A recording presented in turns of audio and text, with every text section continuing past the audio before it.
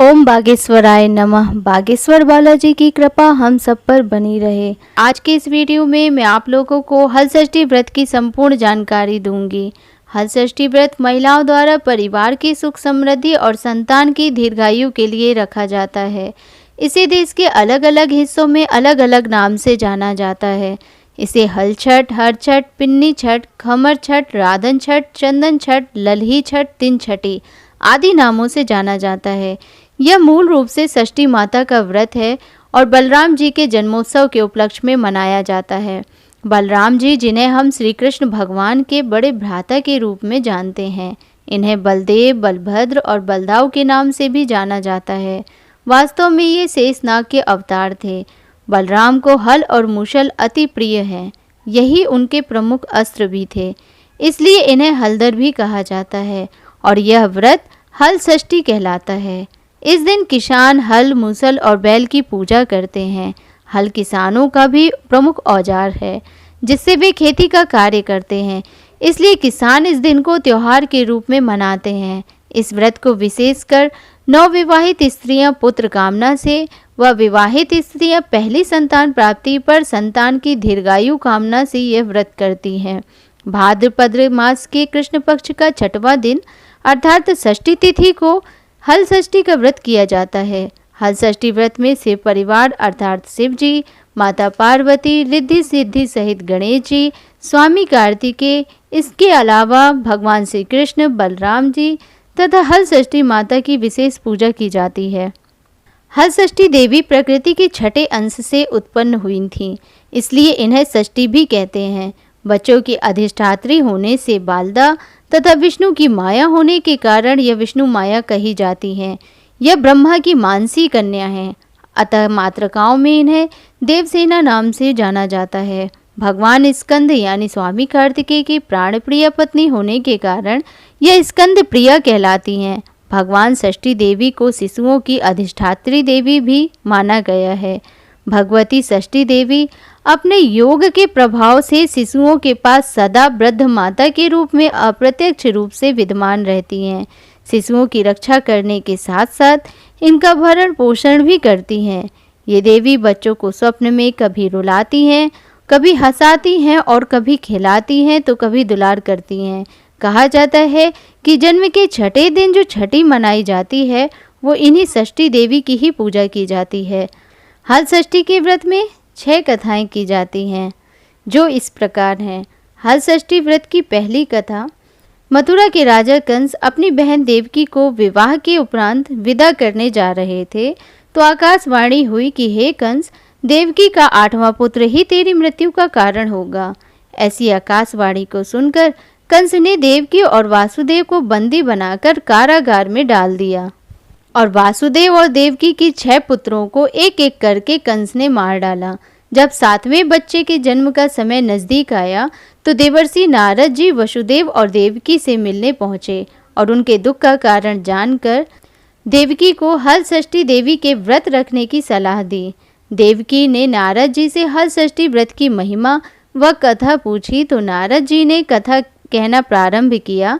नारद जी ने कहा, चंद्रवत नाम का एक राजा था जिसको एक ही पुत्र था।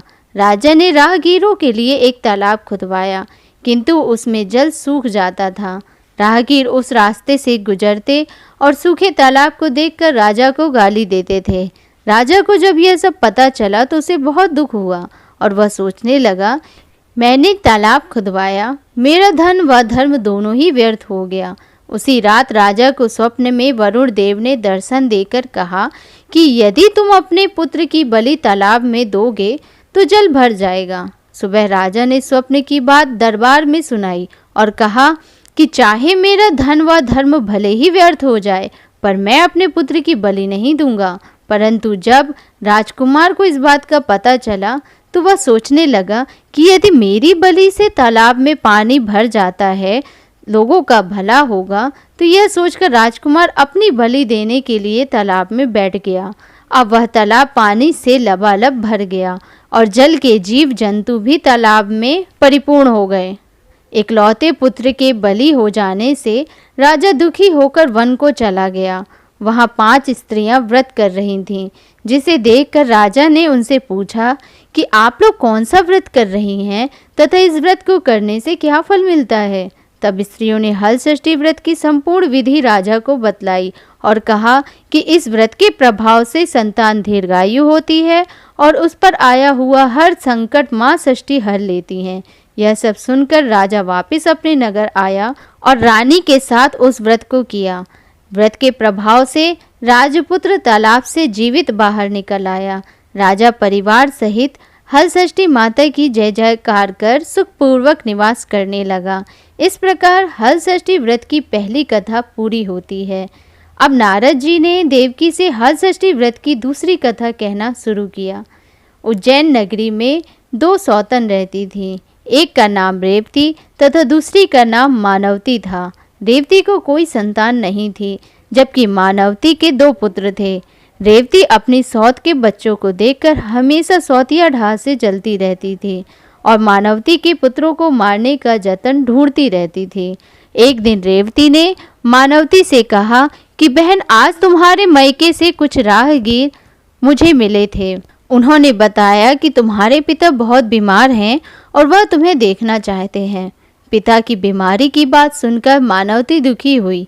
तब रेवती कहने लगी कि बहन, तुम शीघ्र अपने पिता से मिलने चली जाओ, मैं तुम्हारे आने तक बच्चों का ध्यान रखूंगी।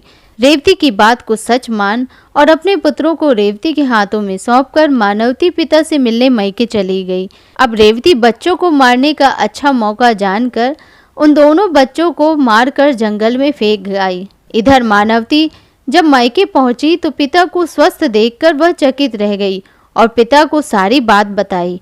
अब मानवती अनहोनी के संदेह से वापस जाने की बात कहने लगी, किंतु मानवती की माता ने कहा कि पुत्री, आज हलषष्ठी माता के व्रत का दिन है, अतः तुम भी पुत्रों की दीर्घायु की कामना से यह व्रत कर आज की जगह कल चले जाना। माता की सलाह मानकर मानवती पुत्रों की स्वास्थ्य कामना से हलषष्ठी माता व्रत धारण कर दूसरे दिन अपने घर को निकली। रास्ते में वही जंगल पड़ा और वहां अपने बच्चों को खेलते देख उनसे पूछती है कि तुम लोग यहाँ कैसे पहुँचे।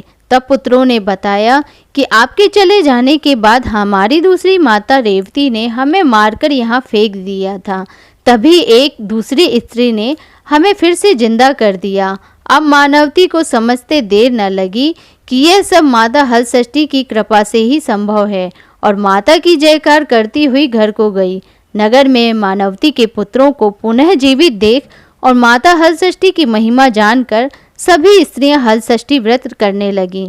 इस प्रकार हलषष्ठी व्रत की दूसरी कथा पूरी हुई।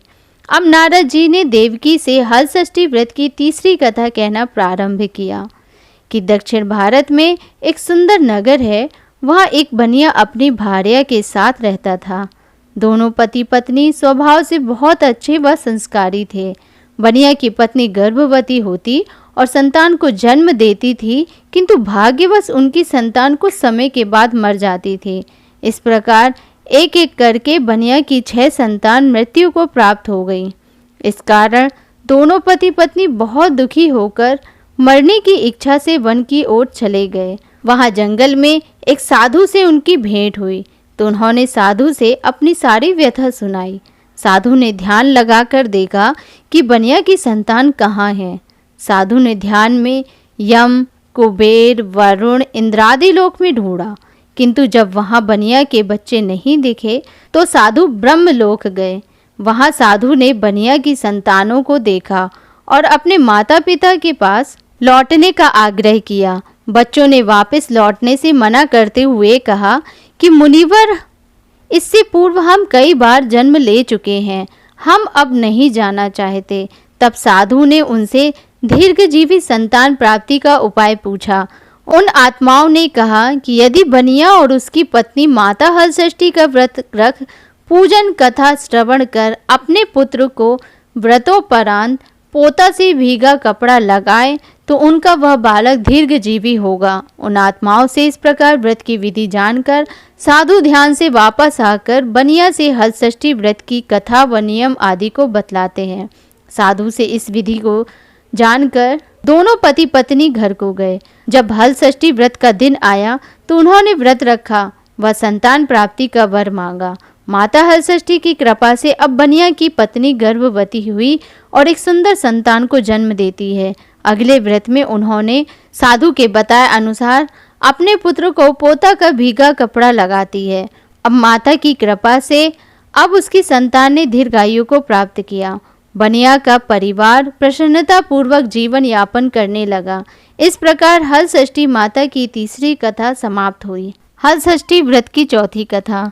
एक बार राजा युधिष्ठिर ने भगवान श्री कृष्ण से अत्यंत शोक संतप्त भाव से कहा, हे देवकी नंदन, सुभद्रा अपने पुत्र अभिमन्यु के मरणोपरांत शोक संतप्त है। वह अभिमन्यु की भार्या उत्तरा के गर्भ की संतान भी ब्रह्मास्त्र के तेज से दग्ध हो रही है, क्योंकि दुष्ट अश्वत्थामा ने गर्भ को निस्तेज कर दिया।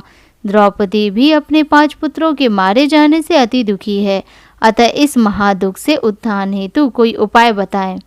तब श्री कृष्ण जी ने कहा, राजन, यदि उत्तरा मेरे द्वारा बताए हुए अपूर्व व्रत को करे तो गर्भ का निस्तेज शिशु पुनर्जीवित हो जाएगा। यह व्रत जो भाद्रपद की कृष्ण पक्ष षष्ठी पर भगवान शिव, पार्वती, गणेश व स्वामी कार्तिकेय की विधि विधान द्वारा पूजन पुत्र पौत्र की अल्पायु व शोक के महादुख से मुक्ति प्रदाता है। इस व्रत के संदर्भ में श्री कृष्ण ने राजा युधिष्ठिर को कथा बतलाते हुए कहा कि पूर्व काल में सुभद्रा नाम का एक राजा था, जिनकी रानी का नाम स्वर्णा था। राजा रानी को एक हस्ती नामक पुत्र था। एक बार राजपुत्र हस्ती धाय माँ के साथ गंगा जी स्नान करने गया। बाल स्वभाववश हस्ती जल में खेलने लगा। तभी एक ग्राह ने उसे खींचते हुए जल के अंदर ले गया। उसकी सूचना धाय माँ ने जाकर रानी स्वर्णा से कह सुनाई। इस पर रानी ने क्रोधवश धाय के पुत्र को धधकती हुई आग में डाल दिया।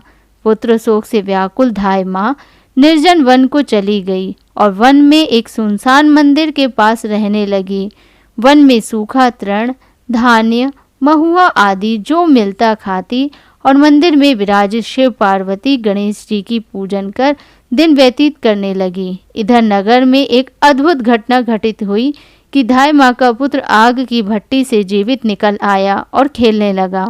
यह खबर पूरे नगर में फैलती हुई राजा रानी के पास पहुंची तो उन्होंने इस घटना के विषय में पुरोहितों से पूछा। तभी सौभाग्य से वहां दुर्वासा ऋषि पहुंचे। राजा रानी ने ऋषि का पूजन कर धाय पुत्र के जीवित हो जाने का कारण पूछा तो दुर्वासा जी ने कहा कि राजन, आपके डर से धाय जंगल में एकांत होकर व्रत करती थी। यह सब उसी व्रत का प्रभाव है। अब राजा रानी सभी नगरवासियों के साथ दुर्वासा ऋषि के साथ उस जंगल में धाय माँ के पास गए।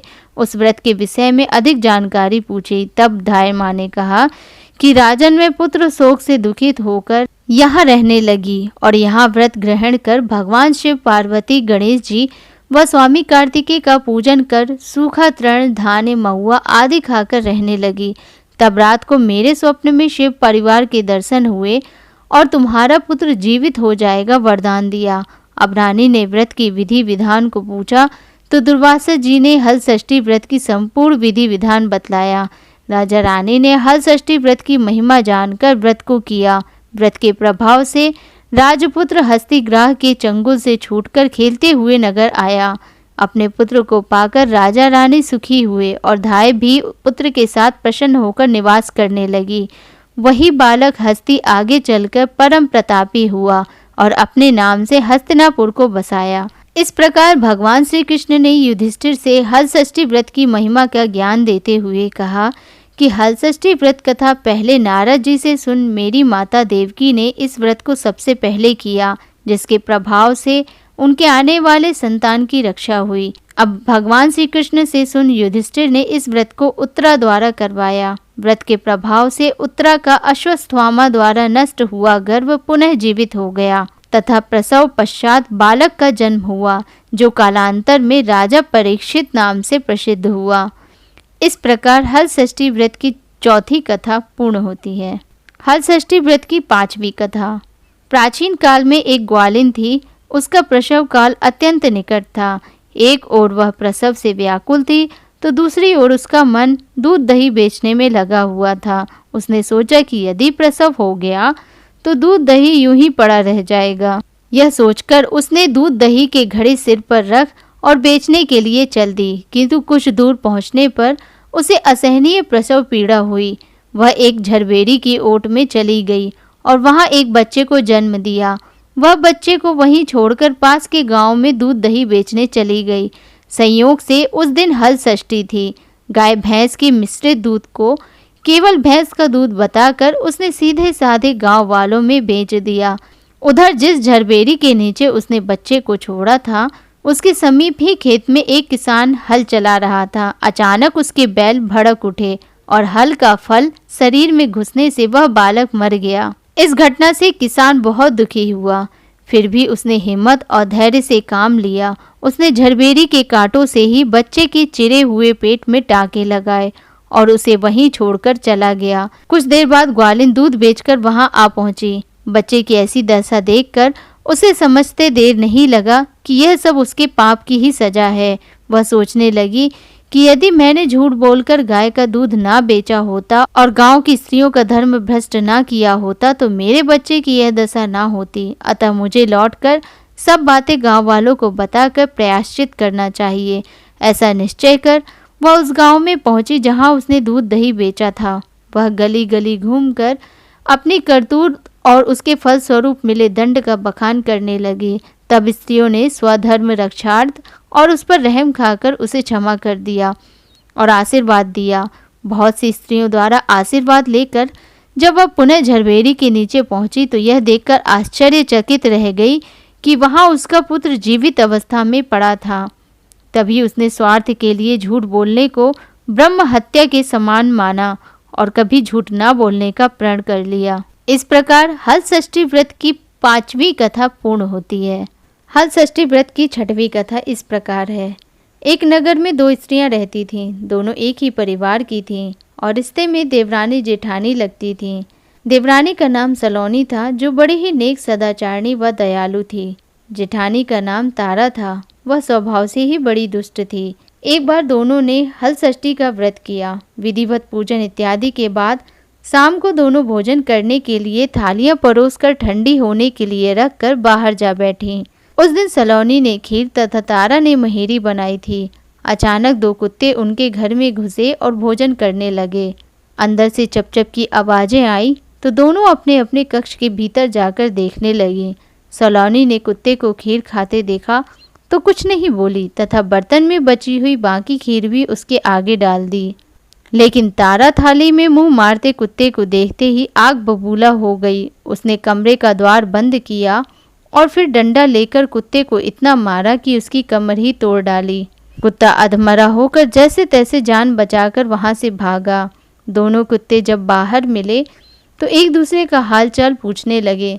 जो कुत्ता सलोनी के यहाँ गया था वह बोला कि मैं जिसके कक्ष में गया था वह स्त्री तो बड़ी भली है। मुझे खीर खाते देखकर भी उसने कुछ नहीं कहा, बल्कि बर्तन में खीर खत्म हो जाने के बाद उसने उसमें और खीर डाल दी ताकि मैं भरपेट खा सकूं। उसने तो मेरी आत्मा ऐसी तृप्त की कि मैं उसे बार बार आशीर्वाद दे रहा हूँ।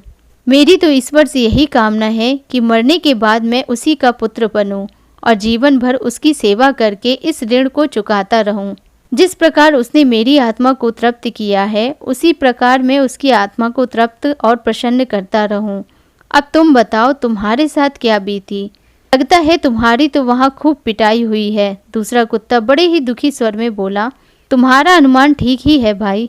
आज से पहले मेरी ऐसी दुर्गति कभी नहीं हुई थी। पहले तो थाली में मुंह मारते ही सारा जबड़ा हिल गया। फिर भी भूख से परेशान होकर मैंने 2-4 कौर सटके ही थे कि वह दुष्ट आ गई और कमरा बंद करके डंडे से उसने मुझे इतना मारा कि मेरी कमर ही तोड़ डाली। मैं तो ईश्वर से यही निवेदन करता हूँ कि अगले जन्म में मैं उसका पुत्र बनकर उससे बदला चुकाऊं। जैसे उसने मार मार कर मेरी कमर तोड़ी है वैसे ही भीतरी मार से मैं भी उसका हृदय और कमर तोड़ डालूं। कहते हैं कि बेजुबान की बद्दुआ बहुत बुरी होती है। इसे देव योग ही कहा जाएगा कि दूसरा कुत्ता शीघ्र ही मर गया और मरकर उसने तारा के घर में ही पुत्र रूप में जन्म लिया। पुत्र रत्न पाकर तारा बहुत खुश हुई और पुत्र को लेकर उसने अपने मन में बड़े बड़े मंसूबे बांध लिए। मगर दूसरे दिन ही जब घर घर में हल षष्ठी का पूजन हो रहा था वह लड़का मर गया। तारा की तो जैसे दुनिया ही उजड़ गई। वह दहाड़े मार मार कर रोने लगी, मगर किया क्या जा सकता था। जैसे तैसे उसने अपने सीने पर सब्र का पत्थर रख लिया। फिर तो हर वर्ष उसके लड़का होता और हल षष्ठी के दिन मर जाता। जब 3-4 बार ऐसा हुआ तो तारा को इस पर कुछ संदेह हुआ कि आखिर मेरा लड़का हल षष्ठी को ही क्यों मरता है। फिर एक रात सपने में उसे वही कुत्ता दिखाई दिया। उसने कहा, मैं ही बार बार तेरा पुत्र होकर मृत्यु को प्राप्त हो रहा हूँ। तूने मेरे साथ जो व्यवहार किया था, मैं उसी का बदला चुका रहा हूँ। तारा बहुत दुखी हुई और उसने अपने किए का प्रायश्चित करने का उपाय पूछा। तब उस कुत्ते ने बताया, अब से हल षष्ठी के व्रत में हल से जुता हुआ अन्न या गाय का दूध दही ना खाना, होली की भुनी हुई बाल और होली की धूल आदि हल छठ पूजा में चढ़ाना, तब कहीं मैं तेरे घर में आकर जीवित रहूंगा। तारा ने वैसा ही किया और इस हल षष्ठी के व्रत के प्रभाव से उसकी संतान जीने लगी। तभी से संतान कामना और सुख सौभाग्य के लिए यह व्रत किया जाता है। इस प्रकार हल षष्ठी व्रत की 6वीं कथा समाप्त हुई। इन कथाओं को सुनकर देवकी ने नारद जी से तथा युधिष्ठिर ने श्री कृष्ण से पूछा कि इस व्रत का विधान क्या है। तब नारद जी ने देवकी से तथा श्री कृष्ण जी ने युधिष्ठिर से कहा कि भादव मास की कृष्ण पक्ष की पंचमी के दिन यह व्रत का संकल्प कर दिन में एक बार भोजन करें तथा छठ के दिन घर की सफाई कर आंगन को गोबर से लीप कर शुद्ध करें। नदी, तालाब या कुएं के जल से स्नान कर एक बार का धुला हुआ कपड़ा धारण कर सौभाग्य के समस्त श्रृंगार से सुसज्जित होकर दोपहर के बाद सुंदर स्थान पर गौ के गोबर से लीप कर चौक बनाकर हल षष्ठी माता की मूर्ति बनावें या कागज पर भैंस के घी में सिंदूर मिलाकर मूर्ति बनाकर पीठा या फिर कुश या पलास के पत्ते के आसन में स्थापित करें और पूर्व मुख होकर के पूजा करें। पूजा के स्थान पर बच्चों के खिलौने तथा पोता रखें। कलश तथा गणेश जी की पूजा करके श्रद्धा के साथ हल षष्ठी माता की पूजा करें। कृत्रिम तालाब बनाकर उसमें जल देवता वरुण जी का पूजन कर व्रत की कहानियां पढ़ें या सुनें। पूजा के अंत में महुए के पत्ते में जल से उपजे धान का प्रयोग करें। उस दिन खेत या हल चली धरती पर ना चलें। इस विधि से जो नारी व्रत रखेगी उसकी समस्त मनोकामनाएं पूर्ण होंगी तथा जीवन सुखमय होगा। व्यास जी के अनुसार इस व्रत के प्रभाव से ही देवकी ने श्री कृष्ण को पाया तथा युधिष्ठिर और द्रौपदी ने व्रत की महिमा सुनकर बहु उत्तरा के साथ व्रत किया, जिसके प्रभाव से उत्तरा के गर्भ से मृत बालक को जीवित पाया, जिसका नाम परीक्षित पड़ा। इस विधान से जो भी नारी ये व्रत करेगी उसकी देवकी तथा द्रौपदी के समान सभी मनोकामनाएं पूर्ण होंगी। ये हल षष्ठी माता की 6 कहानियां हैं। आमतौर पर 6 कहानियां एक साथ नहीं मिलती हैं। हर छठ के व्रत में 6 कहानियां कहने का विधान है। मेरी यह कोशिश आपको पसंद आई हो तो मेरे YouTube चैनल को लाइक करिएगा, शेयर करिएगा, सब्सक्राइब करिएगा। धन्यवाद।